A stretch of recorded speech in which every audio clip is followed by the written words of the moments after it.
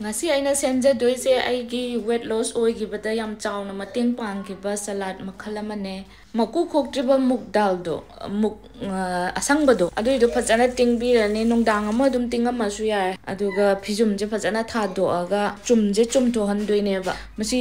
lunch ta chaba yai dinner da chaba yai adu dinner da chaga ti yam thingna di chada ba muk si kano yawbase aduga machum ta hanna ba kano mada yalaga thamaga magi hayeng nongalakpadane matona dum chong leramani base ado nini humni churaga chu hena chongba hele du sigi magi karak chida litho leije phijum sigi ado kano nong nini churaga ne hena sangba hel gale eva maise adu malaire aduga khamensin cherry tomato do aduna katang hawba hele idi adu khara hapani adegi leijaba green vegetable khara adu hapaga adum champra khara sumjan birani adegi olive oil hapasu yawe ai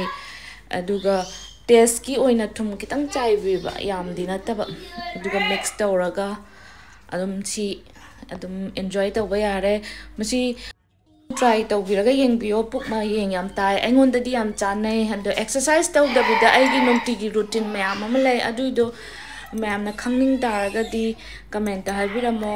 ai adu video samjarake ai exercise sung tawde ai exercise tawbe matam leite ngasi gi di matang asida video si loisan jarage. Thank you so much. Bye bye.